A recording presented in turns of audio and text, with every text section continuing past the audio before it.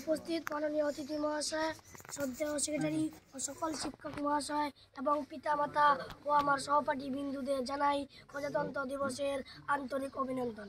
আমি খুব খুশি যে আজকে আমাদের দেশে ৭৫তম প্রজাতন্ত্র দিবস পালন করছি। ১৯৪৭ সালে ১৫ই আগস্ট ভারত সংবিধান লাভ করেন।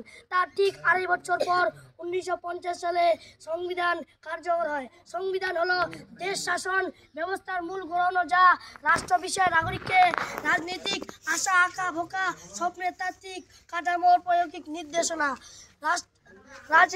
সংবিধান রচনাজনক ছিলেন ডক্টর বি.আই. আম্বেদকর। এই অনুষ্ঠানে দেশ বিভিন্ন ধর্মের মানুষ ঐক্যবদ্ধ হয়ে নিজেদের সংস্কৃতি প্রত্যাদেশ ছিলেন। এই অনুষ্ঠানে বিভিন্ন ধর্মের মানুষ অনুষ্ঠিত হয়েছে। বিদেশ থেকে অতিথি এই অনুষ্ঠানে যোগ দেন। পূজা ওয়াজ অনুষ্ঠিত হয়। এই অনুষ্ঠানে ভারত রাষ্ট্রের উদ্দেশ্যে আজকের দিনে স্বাধীনতা সংগ্রামীদের ত্যাগ ও বলিদানের জন্য শ্রদ্ধা ও সম্মান জানানো হয়। এই দিনে পতাকা উত্তোলন হয়, এই দিনে জাতীয় সঙ্গীত গাওয়া হয়। আমাদেরও উচিত এই দেশকে সুন্দর ও শান্তি করে তোলার দায়িত্ব কাঁধে তুলে নেওয়া উচিত। আরও দেশকে সুন্দর করে তোলা উচিত। জয় হিন্দ, জয় ভারত। আসসালামু আলাইকুম ওয়া রাহমাতুল্লাহি ওয়া বারাকাতুহু।